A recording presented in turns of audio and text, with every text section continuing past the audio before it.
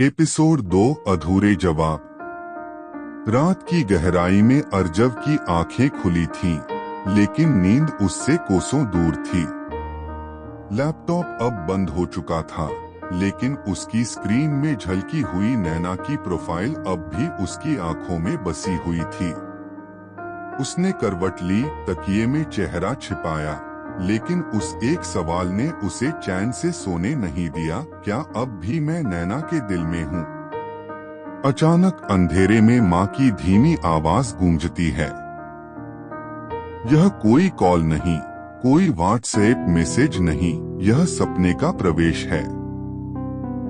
माँ एक छोटे से गांव के आंगन में बैठी है, जहां अर्जव बचपन में खेला करता था। माँ, सपने में हर चीज का जवाब जरूरी नहीं होता अर्जु। कुछ बातों को समय खुद जवाब बना देता है। अर्जव चौंक कर उठ बैठता है।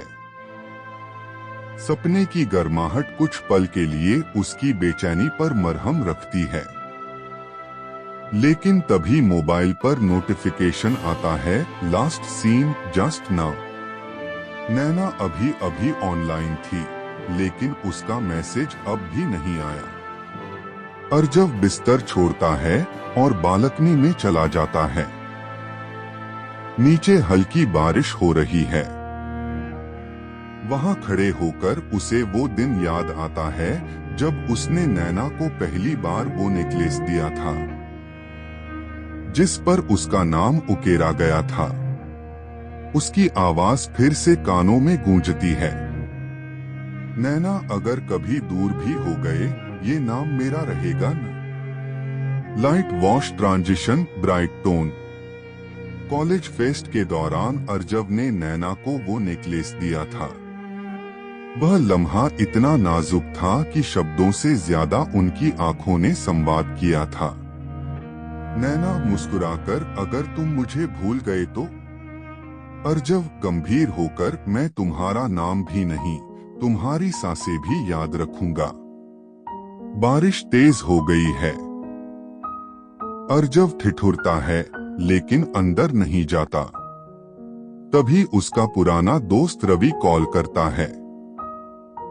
रवि, तू अब भी नैना के पीछे अटका है क्या? भाई, वक्त बदल गया है।